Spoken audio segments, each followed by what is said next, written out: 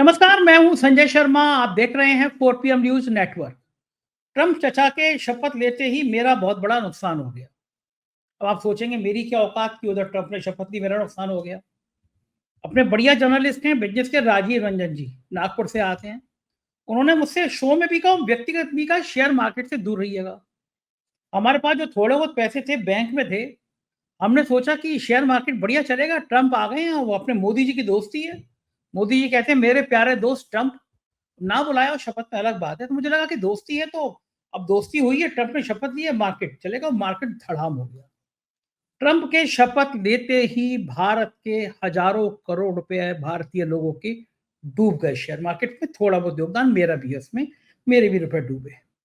तो मुझे राजीव रंजन की बात याद आई। मुझे लगा ये तो पहला दिन है। उधर ट्रम्प ने शपथ ली, उधर भारत की हालत खराब हो गई।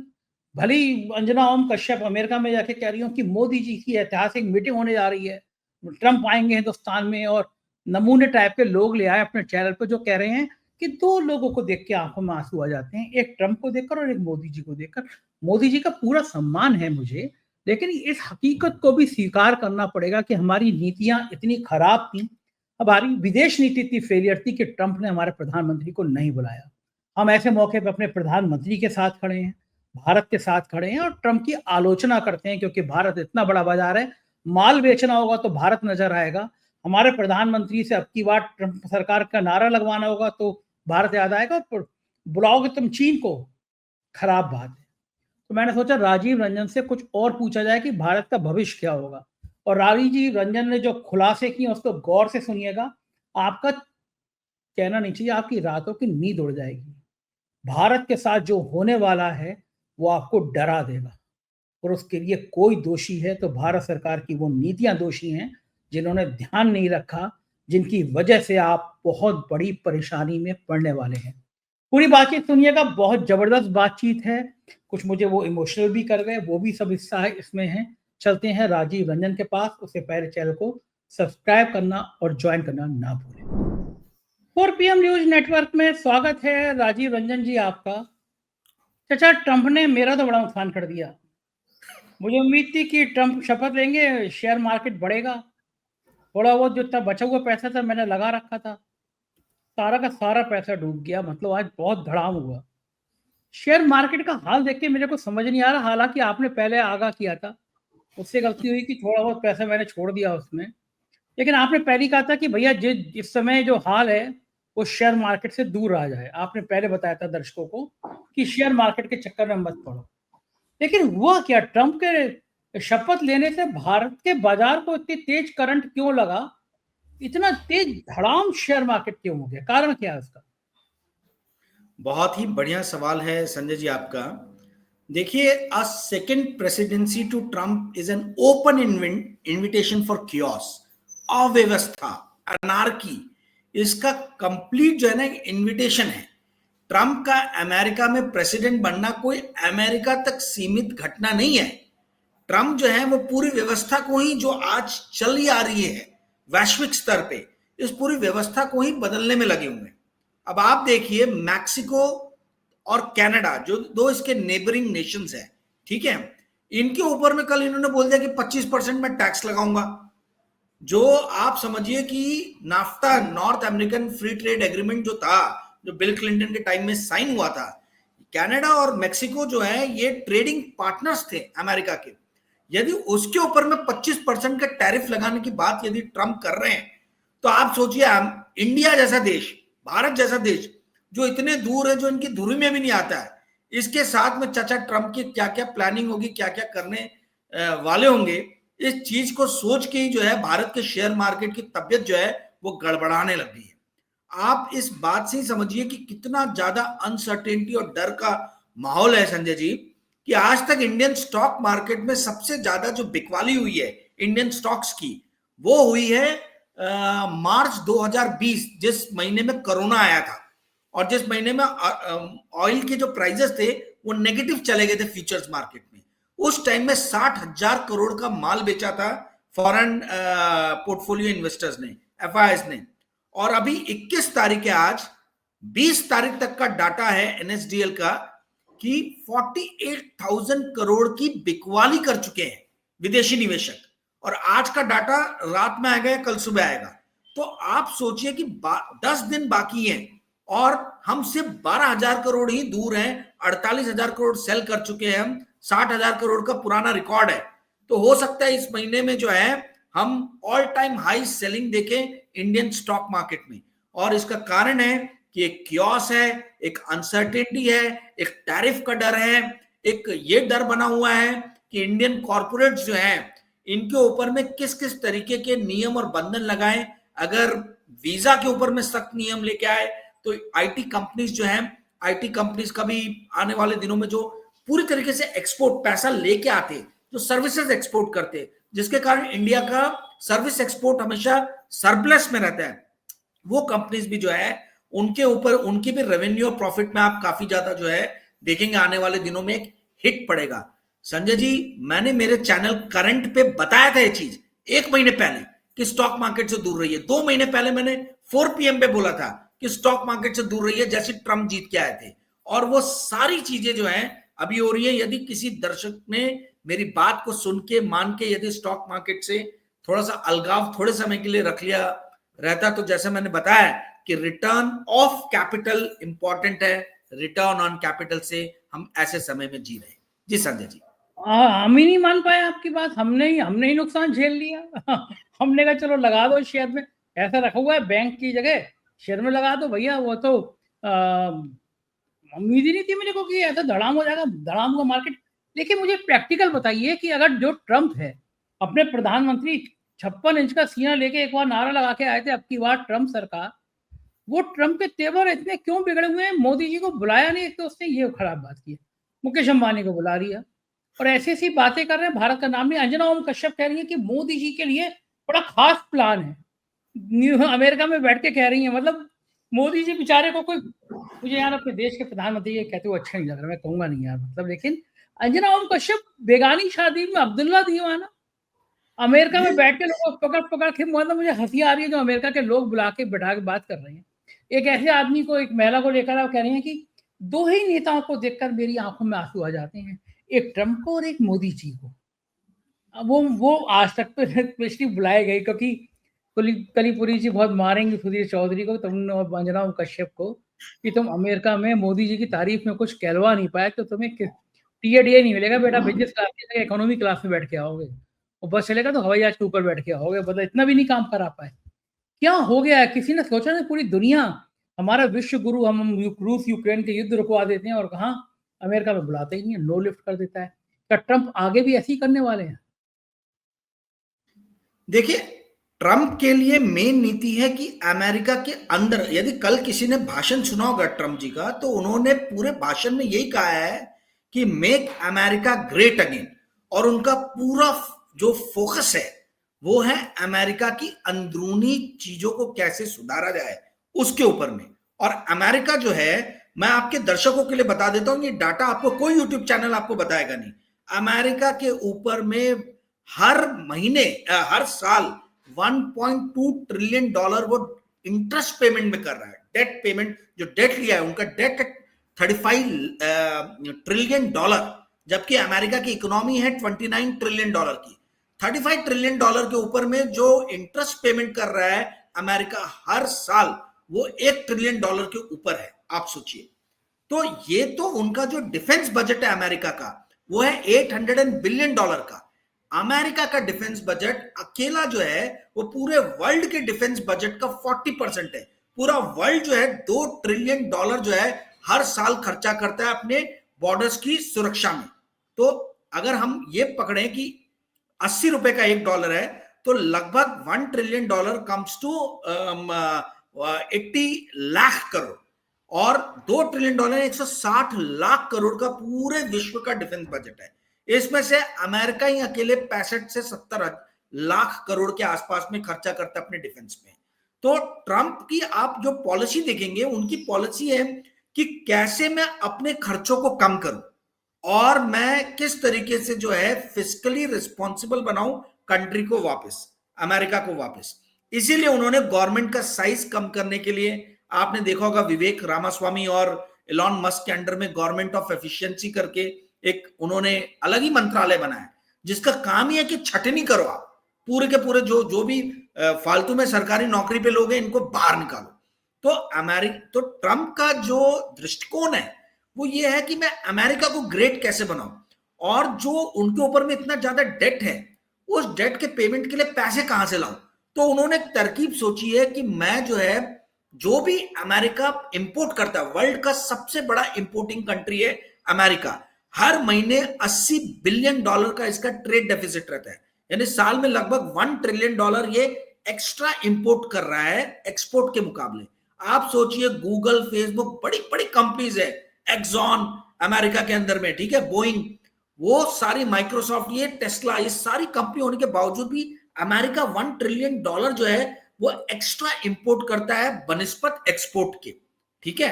और आप इस चीज को समझिए कि American economy consumption based economy है, वहां के जीडीपी का 72% जो है वो कंजम्पशन है। तो पूरा का पूरा अब इनका ध्यान ये है कि कंजम्पशन को हम कैसे थोड़ा कम करें। चाइना से बहुत ही सस्ते में माल वहां पहुंचता है, तो अमेरिका जो है टैरिफ लगा रहा है। कनाडा और मेक्सिको, जहां पे चाइनीज ने अपने जो है फ्रंट डोर खोले थे, यानी वो क्या कहा जाए, फ्रंटमैन की तरह वहां पे कुछ लोग थे जो चाइना का ही मटेरियल बेच रहे थे। ये सारी चीजें ट्रंप को पता चली तो उन्होंने बोला वो दरवाजा भी मैं खुला नहीं रहने दूंगा। नाफ्टा ट्रीटमेंट होने के बावजूद भी, इनके बीच में एग्रीमेंट होने के बावजूद भी, वो मेक्सिको और कनाडा पे बोल रहे हैं कि 1 फरवरी से 25% का टैरिफ लगाएंगे। चाइना पे हो सकता है 50 से 60% का टैरिफ लगे, ठीक है। इंडिया फिर कैसे बचेगा जब सभी लोगों पे वो टैरिफ लगा रहे हैं, तो इंडिया को कैसे छोड़ देंगे। तो इंडिया पे भी टैरिफ लगना ही लगना है, और इसी बात का डर है कि भाई अब देखिए चाइना के साथ में उनका साल का जो ट्रेड है वो $500 बिलियन के आसपास का होता है, 480 के आसपास में। चाइना 3rd नंबर पे है, सबसे बड़ा उसका ट्रेडिंग पार्टनर मेक्सिको है, फिर कनाडा है, फिर चाइना है, ठीक है। तो ये तीनों पे जब टैरिफ लग रहा है तो इंडिया तो मतलब टॉप 10 में भी शायद कहीं नहीं आता। यूरोपियन यूनियन की कंट्रीज आती हैं, जर्मनी, जापान, ये सब आते हैं, फ्रांस, अलग अलग कंट्रीज आते हैं, ठीक है। तो जब इन सब पे वो टैरिफ लगाने की बात कर रहे तो इंडिया भी उस दायरे में आएगा। और ये जो आप बोल रहे हैं अंजना ओम कश्यप, देखिए अंजना ओम कश्यप टाइप ये गवर्नमेंट स्पॉन्सर्ड पत्रकार है, ठीक है। ये अमेरिका पहुंच रहे हैं, अमेरिका पहुंच के इनका एक ही काम है कि वहां पे भी भारत की स्तुति की जाए, वहां पे भी जो है आपके मोदी जी का जो है वो नाम पूरे टाइम जपते रहना। अब पब्लिक समझ गई है, दर्शक समझ गए, आजकल टीवी चैनल से न्यूज कंज्यूम कौन कर रहा है संजय जी। आप नंबर 1 चैनल है 1.25 साल 1.5 साल से इंडिया की, और मैं दावे के साथ बोल सकता हूं कि जितने इलेक्ट्रॉनिक चैनल्स मिलके लोग न्यूज देख के कंज्यूम करते होंगे, अकेला 4 PM जो है उतनी न्यूज अकेले 4 PM पे देखी जा रही है। तो ये इन लोगों को कोई सुन नहीं रहा है, तो इसलिए ये जो भी बात कर रहे उसका कोई अर्थ नहीं है। अर्थ जो है वो आज इंडिया के स्टॉक मार्केट ने दिखा दिया। 1200 पॉइंट की गिरावट कोई कम गिरावट नहीं रहती है, 300 पॉइंट की गिरावट निफ्टी में है, 1200 पॉइंट सेंसेक्स में। ये शो करता है कि आने वाला दिन जो है वो इंडियन इकोनॉमी के लिए बहुत बड़ी समस्या लेके आएगा। ऑलरेडी अंजना ओम कश्यप, सुधीर चौधरी जैसे लोग जो है इनको इकोनॉमी फाइनेंस समझता नहीं है। रुपया जिस तरह से गिर रहा है ये तो ऑलरेडी इनको एक परिदृश्य दिखा दिया है, ऑलरेडी इनको नजर आ रहा है, समझ में आ रहा है कि not everything is not good with Indian economy. तो इस टाइम में भी गुणगान तारीफ करने के बदले यदि ये इंट्रोस्पेक्शन करें, यदि ये इन चीजों का अवलोकन करें कि क्या कारण है जो इंडिया की इकोनॉमी वीक हो रही है, तो मेरे ख्याल से अपने चैनल और अपने दर्शकों के साथ ये ज्यादा ईमानदारी बरतेंगे। जी संजय जी। हाँ, ये बात तो ठीक है, भारत की स्तुति करो तो अच्छी बात है कि भारत की स्तुति करनी चाहिए, लेकिन मोदी जी की स्तुति, और वो भी बेवजह। मोदी अच्छा जी काम करते वहां कह रहे होते, एक तो अमेरिका के लोग हंस रहे होंगे कि हमने बुलाया नहीं तब भी तुम स्तुति कर रहे हो। दूसरी बात मैं ये जानना चाहता हूँ कि सामान्य दर्शकों को एक बात सामान्य तौर पर समझाइए कि अगर ये टैरिफ लग गए भारत पे तो प्रैक्टिकली क्या असर पड़ेगा, मेरे आपके या इस तरह के किसी भी व्यक्ति पे क्या असर पड़ेगा टैरिफ पे लगने का। बहुत बढ़िया सवाल पूछा आपने, मैंने पहले भी बताया था। देखिए इंडिया इंपोर्ट डिपेंडेंट कंट्री है। इंडिया दवाइयों के रॉ मटेरियल से लेके तो crude, petroleum, gas, natural gas, कई सालों में तो कोयला तक भी, जिसके कोयला के इंडिया में बहुत बड़े भंडार हैं, उसके बावजूद भी कई साल कोयला भी इंपोर्ट हुआ है। तो हम जो भी चीजें इंपोर्ट करते हैं, ठीक है, वो डॉलर गिरने से जो है वो एक तरफ महंगी हो रही है, वही दूसरी तरफ जो हम एक्सपोर्ट कर रहे हैं, ठीक है, तो वो एक्सपोर्ट जो हम सामान कर रहे हैं उस पर यदि टैरिफ लगेगा तो महंगा हो जाएगा, ठीक है, महंगा हो जाएगा कर, तो जो सेवन अमेरिकी लोग कर रहे थे जिस क्वांटिटी में, उस सेवन की क्वांटिटी कम होगी क्योंकि अब चीजें महंगी हो गई हैं। जैसे हमारे इधर पे रुपया गिरने के कारण यदि पेट्रोल डीजल या सोना महंगा हो जाता है तो हम कम खरीदते हैं, वैसे वहां पे जब टैक्स लगेगा तो वहां पे भी एक तरीके का वो टैरिफ लगेगा, तो वहां पे भी एक तरीके से कंजम्पशन टैक्स है, कंजम्पशन के ऊपर में टैक्स है, तो लोग जो है उन चीजों का सेवन कम करेंगे। मैं भारत से जोड़ के इसलिए समझा रहा हूं क्योंकि हमको अपनी स्थिति मालूम है कि अगर पेट्रोल महंगा होता है, सोना महंगा होता है, दवाइयां महंगी होती है तो हम कम सेवन करते हैं, वहीं अगर चीजें सस्ती रहती हैं तो हम उसका ज्यादा सेवन करते हैं। वैसे ही वहां टैरिफ जो भी इंडियन सर्विसेज पे या प्रोडक्ट्स पे लगेगा, उनकी जो है उसका मूल्य बढ़ जाएगा, और मूल्य बढ़ने के कारण उसका सेवन कम होगा, तो एक्सपोर्ट अर्निंग जो है इंडियन कंपनीज की वो कम होंगी। एक्सपोर्ट अर्निंग्स कम होंगी तो उनके वो टॉप लाइन और बॉटम लाइन में नजर आएगा। अगर उनका बॉटम लाइन कम होगा तो कॉर्पोरेट टैक्स कलेक्शन जो भारत सरकार करती है वो कम होगा। भारत सरकार कॉर्पोरेट टैक्स कलेक्शन कम करेगी तो जो ये आज लाडली बहना लाडला भाव जैसे 50 वेलफेयर स्कीम्स चल रही हैं, तो सरकार क्या करेगी, उसमें कटौती करेगी। तो जब सरकार उसमें कटौती करेगी तो जो निम्न वर्ग है भारत का वो बहुत बुरी तरीके से प्रभावित होगा, मध्यम वर्ग प्रभावित होगा। जब कंपनी का बॉटम लाइन कम होगा तो ये कंपनीज कम बच्चों को रिक्रूट करेगी। तो वैसे इंडिया में इतना अनएम्प्लॉयमेंट है, यदि Infosys, Wipro, TCS, HCL tech, Mahindra tech, ये इस टाइप की कंपनी जो है, यदि ये कम बच्चों को नौकरियां दे, रनबैक्सी टाइप जो एक्सपोर्ट बहुत ज्यादा करती है, डॉक्टर रेड्डीज टाइप, तो कम नौकरी देंगे तो अनएम्प्लॉयमेंट वैसे ही विकराल है इंडिया में, और विकराल हो जाएगा। तो ये कुछ जितने सामान्य शब्द में मैं बता सकता था वो आपको मैंने बताया कि भाई इंडिया के अंदर में अनएम्प्लॉयमेंट की स्थिति विकराल हो सकती है, इंडिया के अंदर में गवर्नमेंट का टैक्स कलेक्शन घट सकता है, इसके कारण वेलफेयर स्कीम्स में कई सारी हमें कटौती देखने को मिल सकती है। जी संजय जी। तो ठीक कह रहे हैं राजीव भाई, मैं लखनऊ में रहता हूँ, आप नागपुर में रहते हैं, हम दोनों अलग अलग छोटे शहरों में रहते हैं, लेकिन हम लोग ऐसी खुल खुल के बातें करते हैं। अब पिछले दिनों केजरीवाल की टीम ने तय किया कि भाई एक किसी व्यक्ति को, चैनल को इंटरव्यू देना है, पूरी टीम ने, पहली बार पूरे देश की राजनीति प्रवक्ता। हमने उनको सुझाव दिया जब ये हुआ कि केजरीवाल जी का इंटरव्यू करना, हमने कहा केजरीवाल जी की जगह सारे लोग बैठिए, एक साथ बातचीत करते हैं। उन्हें सुझाव समझ में आया, और इसलिए भी समझ में आया कि 4PM सबसे ज्यादा देखे जाने वाला है, तो नेचुरली कोई भी नेता को, किसी को मुझसे मतलब थोड़ी ना है, वो तो ब्रांड से मतलब है, और चूंकि ब्रांड चल रहा है, देखा जा रहा है, तो ब्रांड के संग वो जाएंगे। तो साहब इंटरव्यू कर लिया, उसके बाद केजरीवाल जी ने सबने कहा कि हमें भी इस तरह का दे दो। अब उन्होंने नहीं दिया, फिर मेरी क्या गलती। देखिए दिल्ली मुंबई की मीडिया इन्हें बड़ी मिर्ची लगती है, फिर ये तरह तरह की कहानियां चलाते हैं। कभी कहते हैं ए ने खरीद लिया 4PM को, कभी कहते हैं बी ने खरीद लिया, फिर कहते हैं सी ने खरीद लिया, अब डी लाइन में है, अब यहाँ पे प्रायोजित हो गया। अपना नहीं करेंगे। मैं उन सब्सक्राइबर में अपने आप को बहुत बड़ा कहते थे, उनसे 4-5 गुना तो ज्यादा सब्सक्राइबर हैं। उन बेचारों के चैनल को व्यू आते थे 2000 4000, मेरा फोटो लगाया तो चैनल चला गया, वीडियो में 3 लाख। उन्होंने कहा हमारे चैनल पे भी 3 लाख वीडियो जा सकता है, दूसरी स्टोरी कर दो 4PM को। हमारी स्थिति तो एक उस अभिनेत्री की तरह हो रही है जिसका फोटो लगा लगा के सब माल बेच ले रहे हैं। तो 4PM का फोटो लगा के पहले भी एक बार हमला हुआ, तो सबने, जिनके 2000 सब्सक्राइबर है, 4000 है, जो लंगूर जैसे हैं, सबने 4PM संजय शर्मा का फोटो लगा, बिक गया 4PM।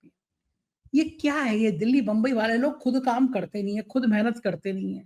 कि साहब उनके थंबनेल ऐसे हैं, इनकी बातचीत ऐसी है, इनने ये कर लिया, इनने वो कर लिया। अरे अपनी मेहनत कर लो यार, तो किसी दूसरे का नाम लगा के क्यों बेचना? अपने भी जाएगा।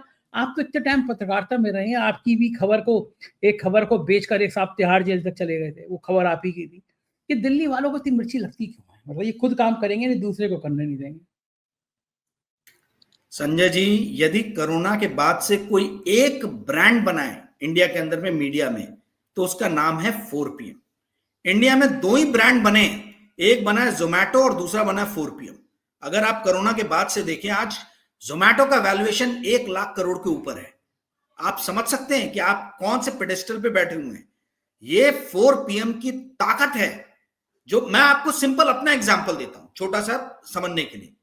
संजय जी, लास्ट जो हमने इंटरव्यू किया संडे को, उस दिन मैंने मेरे चैनल करंट पे भी अपना एक इंटरव्यू डाला था, उसको 2000 लोगों ने भी नहीं देखा, और उसी दिन उसी टाइम पे 4 PM पे एक मेरा इंटरव्यू चला जिसे 2 लाख से ऊपर लोगों ने देखा। ये ताकत है संजय शर्मा की, और ये ताकत है 4 PM की। वही राजीव रंजन सिंह है, वही अपने चैनल करंट पे बोल रहा है जिसे 2000 लोग भी नहीं देख रहे, और वही राजीव रंजन सिंह को 4 PM पे 2 लाख के ऊपर लोग देख रहे हैं। तो आप ये समझिए, दिल्ली बॉम्बे की जो मीडिया है, इनको मिर्ची नहीं लगेगी तो और क्या लगेगा। आप एक छोटे शहर से आते हैं, आपने मेरा बैकग्राउंड जानने के बाद भी मेरे को मौका दिया। आज आप यकीन नहीं करेंगे, महाराष्ट्र के एक्स मतलब एडिशनल डीआईजी का फोन आया था कि आपका जो पॉलिटिकल एनालिसिस है, ऐसा पॉलिटिकल एनालिसिस कहीं सुनने को नहीं मिलता। तो ये जो अभी तक बैठे हुए थे पुरौधा बन के मीडिया के, है ना, ये जितने बड़े बड़े जो अपने आप को जो है चंगेजी समझ के मीडिया पे बैठे हुए थे, इन लोगों को एकदम मिर्ची लगी कि ये कहां लखनऊ, कहां नागपुर, मतलब ये हमने तो कभी इनके नाम भी नहीं सुने थे। और आज इन लोगों को एक दिन में, आज 4 PM को 1 करोड़ से ज्यादा लोग देखते हैं, 30 करोड़ से ऊपर की व्यूअरशिप है। ये जितने इलेक्ट्रॉनिक चैनल्स हैं, इनकी कंबाइंड व्यूअरशिप भी मिला लेंगे तो उतनी शायद व्यूअरशिप नहीं होगी। तो कहने का अर्थ यह है कि जब छोटे शहरों से लोग आते हैं तो बड़े शहर के लोगों को मिर्ची लगती है। जब महेंद्र सिंह धोनी आए थे तो बहुत लोगों को मिर्ची लगी थी, महेंद्र सिंह धोनी ने दिखाया कि वो क्या चीज है। तो वही महेंद्र सिंह धोनी मीडिया फील्ड के संजय शर्मा है, नंबर 1, नंबर टॉप पे। और मैं आज आपको बता रहा हूं, आप मेरी बात को मार्क माई वर्ड्स, मैं शायद आपको कई बार ऑफलाइन इस बात को बोल चुका हूं, कई बार मैंने बोला आपको, मैं पुश किए जा रहा हूं, और आप बोलते हो कि राजीव तू ही हर बार बोलता है। आज संजय शर्मा यदि चाहे तो 1000 करोड़ का आदमी कल बन सकता है, परंतु वो आदमी अपनी ईमानदारी को छोड़ नहीं रहा है, वो आदमी निष्पक्षता को अपनी नहीं छोड़ रहा है। जब भी मैं उसको बोलता हूं कि भाई अपने वैल्यूएशन को देखो, आईपीओ लाओ, आप बोलते हो नहीं राजीव, मुझे न्यूज के अंदर में किसी और का कोई भी वो नहीं दे, इंटरफेरेंस नहीं चाहिए, इसलिए मैं अपने अपने हिसाब से काम करूंगा। तो जो आदमी 1000 करोड़ के लालच को छोड़ने के लिए तैयार है, उस आदमी पे कोई कैसे पत्थर फेंक रहा है, मेरे को तो ये नहीं समझ में आ रहा है। ये चीज मुझे मालूम है, ये चीज आपको मालूम है, क्योंकि हमारी इस बारे में कई बार पहले बातचीत हो चुकी है। तो 4 PM नंबर 1 चैनल है। इस चीज से बहुत सारे लोग परेशान हैं, बहुत सारे लोग परेशान हैं, जो आप ढूंढ के लेके आए। तो मेरे को तो आप ही लेके आए पॉलिटिकल, मुझे तो टिपिफाई कर दिया था बाकी सारे चैनल ने कि ये सिर्फ अडानी मामलों का विशेषज्ञ है। आपने मेरे से एक बार फोन पे बात किया और आपने बोला कि नहीं, तुम्हारा पॉलिटिकल एनालिसिस बहुत अच्छा है और मैं चाहता हूं कि आप पॉलिटिकल एनालिसिस करो। और आज मैं पॉलिटिकल एनालिसिस कर रहा हूं, भाई प्रोफेशनल है, मैं फाइनेंशियल जर्नलिस्ट। तो ये जो आपके अंदर टैलेंट है, प्रतिभा है, कि आप एक बार फोन पे भी बात में समझ जाते हो कि किस आदमी की प्रतिभा को, टैलेंट को कैसे बेस्ट यूज किया जा सके। उसी चीज ने आज 4 PM को इतनी ऊंचाइयां दी हैं।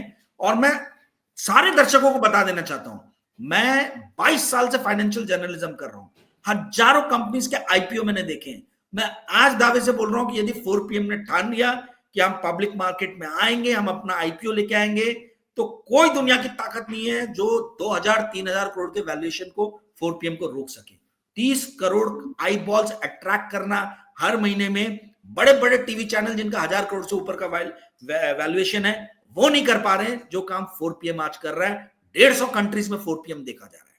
जी संजय जी, मैं तो खुश हो गया आपकी बातें सुन के। मैं तो, आप मुझसे कहते, मुझे तो एक्चुअली मुझे बिल्कुल नहीं आता। मैं कहा ना, मैंने शेयर मार्केट में थोड़ा पैसा लगा दिया, मुझे अपना अकाउंट ही बनाना नहीं आता। मेरे जिंदगी में एक चीज में फेल हूँ, मुझे अकाउंटिंग बिल्कुल समझ में नहीं आती। वो तो मेरे यहाँ दीप्ति है कि अकाउंटेंट हमारी बेचारी कई सालों से लेजर वही समझाती रहती है, मेरे को ये नहीं पता कि ये इधर वाला खाता क्यों लिखा जाता है, इधर वाला खाता क्यों लिखा जाता है। दूसरी बात, मैं आज आपको खुलासा कर रहा हूँ, एक बड़े मीडिया हाउस ने मेरे सामने पेशकश रखी है, मैं पहली बार खुलासा कर रहा हूँ।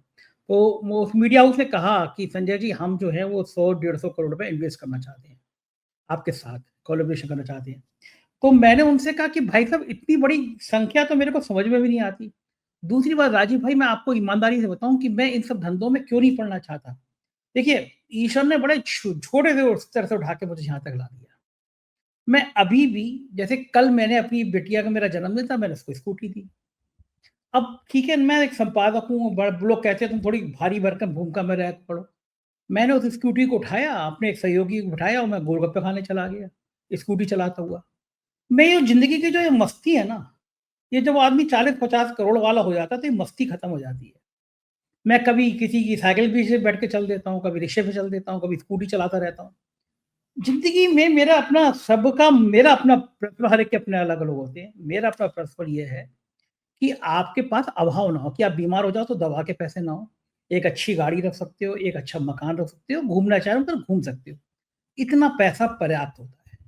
इससे ज़्यादा का पैसा का मतलब होता है कि जब योगी जी ने मेरे खिलाफ आर्थिक अपराध अनुसंधान की जाँच बिठाई थी और 6 इंस्पेक्टरों की टीम थी और फिर ईडी और इनकम टैक्स को लिखा गया और फिर इनकम टैक्स ने स्क्रूटनी कराई। अगर मैं इस सब के रैकेट में पड़ा होता, 6-6 इंस्पेक्टर मेरा ही जन्म पत्री ढूँढ रहे थे। वो 5 लाख रुपए का भी ना तो मुझ पे संपत्ति थी, ना मेरे पास में टैक्स था। अब ईश्वर की कृपा से यूट्यूब इतना पैसा दे देता है कि हम संपन्नता की ज़िंदगी जी सकते हैं। तो इससे ऊपर आगे जाने का मतलब राजीव जी अपनी ज़िंदगी में परेशानी पैदा करना होता है। पैसा बुरा नहीं लगता सबको, मुझे भी बुरा नहीं लगता, लेकिन ये जो 50-100 करोड़ की होड़ होती है ना, मुझे लगता है ओरिजिनलिटी खत्म हो जाती है। बड़े लोगों के अंदर ओरिजिनलिटी नहीं होती। वो हेलो, हेलो कोट शर्ट, आज जैसे मैं कोट पहना हूँ बहुत दिनों बाद, ऐसा कोट पहन के मिलेंगे पार्टी में। मुझे ऐसी पार्टी में जाना अच्छा नहीं लगता कि जिनके यहाँ जो मिलते हैं उनके 2 चेहरे होते हैं। हमारी जो पार्टी वो होती है ना कि भाई मस्ती से बैठे हैं, हमने क्या बोल दिया, आपने क्या बोल दिया। मुझे लगता है ये बड़े लोगों की जो दुनिया होती है ना, वो बहुत छोटी दुनिया होती है और छोटे लोगों की दुनिया होती है, वो बहुत बड़ी दुनिया होती है। तो अपन लोग इतनी बड़ी दुनिया में हैं, तो वो अभी वो लोग मीडिया हाउस वालों से मैंने हाथ जोड़े, मैं कहा भाई साहब हम छोटा सा चला रहे हैं, जैसा चला रहे हैं वैसा चला रहे हैं। अब मैंने 4 पे म्यूजिक शुरू किया राजीव भाई, कोई उम्मीद थी? जू में दफ्तर खोला, वो पहली बार जब वो एक गाड़ी धोने वाले को हम लोगों ने लेकर आए, शहनवाज को प्रयागराज से ले, वो गाड़ी धो रहा था, गाना बहुत अच्छा गा रहा था। हमने देखा किसी ने भेजा, हम उसको बम्बई में ले गए, उसके बाल कटाए, कपड़े पहनाए, गाना लिखवाया, रियाज कराया। अब जब आप यकीन मानिए जो शहनवाज का गाना हमने 4P म्यूजिक पर डाला और जो लोगों ने बताया, मेरी आंखों में आंसू आ गए। शहनवाज जब ऑफिस से मिलने आया, मुझसे गले लगा। तो मैं नहीं हूं, मैं घमंड करूं, मैंने करा दिया शहनवाज को, मैं ले गया। ईश्वर को शहनवाज से गाना गवाना था, मुंबई में शहनवाज पहुंचना था, लेकिन उस ईश्वर ने मुझे माध्यम बनाया, 4PM को माध्यम बनाया। तो उसका शुक्रगुजार। आपकी प्रतिभा को राजीव जी इस फोरम पे आना था, 4PM माध्यम बन गया, तो आपका धन्यवाद और ईश्वर का धन्यवाद। जिस इंसान को जहां पहुंचना होता है वो पहुंचता जरूर है। मैंने कभी कल्पना नहीं करी थी कि केजरीवाल सारी टीम के संग, वो नया प्रयोग था देश में, राजनीति में किसी पार्टी ने नहीं किया। किसी किसी ये आज तक चैनल चाहता या एबीपी चाहता कर नहीं सकता, कर सकता था, प्लान नहीं आया, दिमाग में नहीं आई उनकी बात, ऐसा भी किया जा सकता है। हमारे दिमाग में आ गई कि ऐसा किया जा सकता है और हो गया। तो ये सब एक विधाता, हम कभी सोच सकते थे कि हम लगातार एक, वो जो लिस्ट आती है डेटाबेस की, उसमें उस लिस्ट में आना ही अपने आप में प्रेस्टीज बात थी। हम तो उस लिस्ट में कभी सोच भी नहीं सकते थे आएंगे। उसमें हम 1 सवा साल से हर महीने हम नंबर 1 आ रहे हैं। तो ये तो मुझे नहीं पता मेरी ज़िंदगी में जादू कैसा हो रहा है। और जो आपने मुझसे कही थी आईपीओ लेने वाली बात, सही बताऊँ मुझे रात को नींद नहीं आई आपकी बातें सुन के। आपने मुझसे कहा था कि ऐसा आई, मैं तो जानता भी नहीं था कि कंपनी, मेरी कंपनी का आईपीओ भी आ सकता है, मेरे दिमाग में नहीं था। आप ही पहले शख्स हैं, कभी ज़िंदगी में अगर मेरा मन बदला और मैं लाया, तो मैं आपको भले मन से आज आपको कह रहा हूँ, मैं थैंक यू बोलूँगा आपको। क्योंकि मुझे समझ में नहीं आता था कि ये फंडे क्या हैं। जब आपने बताया कि भैया ऐसे-ऐसे 500-700 करोड़ रुपए केवल ब्रांड में आते हैं, ब्रांड की वैल्यू होती है, तो पहली बार समझ में आया कि भैया अपना ब्रांड हो गया इतना बड़ा, हमें लगता ही नहीं था। और भैया मेरे राजीव जी कुछ नहीं हूँ, मेरी टीम बहुत अच्छी है और मैं दावा कर सकता हूँ कि पूरे देश में किसी मीडिया हाउस की टीम ऐसी नहीं हो सकती। आप तो मेरे हैं सबसे राजीव जी। मेरे यहाँ के लड़के, मेरे यहाँ की लड़कियाँ, सबसे 18 लड़कियाँ काम करती हैं, सारे बच्चे, लड़के, वो सब फैमिली की तरह रहते हैं, दिन भर मस्ती करते हैं। मुझे ही धमका लेते हैं मेरे चैनल पे, नहीं, नहीं ये नहीं जाएगा आपका वीडियो। तो मैं कुछ नहीं कहता, मैं हँसता रहता हूँ, क्योंकि नींव का पत्थर वो है। हमने जब कार्यक्रम किया था, जब अखिलेश जी आए थे, तो मंच पे अविनाश दास, सौरभ भास्कर, फैसल भाई सब खड़े थे। पूरे 70 लोगों को हमने हाथ पे प्रतीक चिन्ह दिलाया था। मतलब लोगों ने कहा, सौरभ भास्कर ने मुझे फ़ोन करके कहा कि मैं इतने प्रोग्राम में कहीं आज तक नहीं देखा कि किसी ऑर्गेनाइजेशन ने अपने एक-एक व्यक्ति को ऐसे सम्मानित कराया। तो मैंने कहा भाई मैं कुछ नहीं हूँ, नींव का पत्थर तो यही है। तो राजीव भाई आज आपने, मतलब हम लोगों ने बात शुरू कर दी चचा ट्रम्प से और बातें आपने इतनी बढ़िया-बढ़िया कर डाली। मैं एक बात और जोड़ना चाहूंगा जो दर्शक शायद भूल गए। इलेक्शन के टाइम में 40-45 करोड़ व्यूज आए हैं 4PM को। इतने तो भारतीय जनता पार्टी को वोट भी नहीं आए जितने हाँ, की हाँ। वो मई और अप्रैल के महीने में व्यूज आए। तो आप ये, और मैं आज फिर बोल रहा हूं, पूरे दावे के साथ बोल रहा हूं, क्योंकि मैंने बहुत रिसर्च किया है, बहुत इंटेलिजेंस के लोगों से बात की है। जो भारतीय जनता पार्टी 240 सीट पे निपट गई, इसमें 4 PM की बहुत बड़ी भूमिका थी। ये मैंने पहले भी कहा था, लोगों ने कहा कि आप घमंड में बोल रहे हो, मैं घमंड में नहीं, होशो हवास में बोल रहा हूं।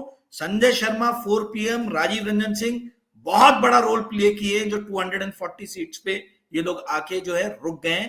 और आज मैं आपको बता रहा हूं, मार्क माय वर्ड्स, जिस तरीके की सच्ची पत्रकारिता कर रहे हैं और आप जिस तरीके से निष्पक्ष रूप से बोल रहे हैं कि भाई भारतीय जनता पार्टी पिछड़ रही है, आम आदमी पार्टी आगे आ रही है और कांग्रेस कहीं दूर दूर तक नहीं है दिल्ली में, ये बात को बताने के लिए जिगरा भी जो है, वो जो अगेंस्ट मोदी जाते हैं वो पत्रकारों के अंदर भी नहीं है।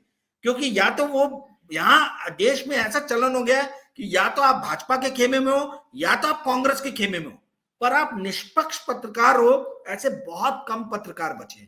तो मेरी दर्शकों से उम्मीद है कि जो निष्पक्ष पत्रकार हैं उनको आप लोग और बढ़ाइए, उनकी और हौसला अफजाई कीजिए। धन्यवाद। बहुत बहुत शुक्रिया राजीव भाई, आज आपने दिल को, मतलब मेरे को दिल को बड़ा वो इमोशनल सा कर दिया वो सारी बातें करके। धन्यवाद आपका, आपने इतना समय दिया, शुक्रिया, थैंक यू। ये थे राजीव रंजन जी और आपने पूरी बातचीत सुनी।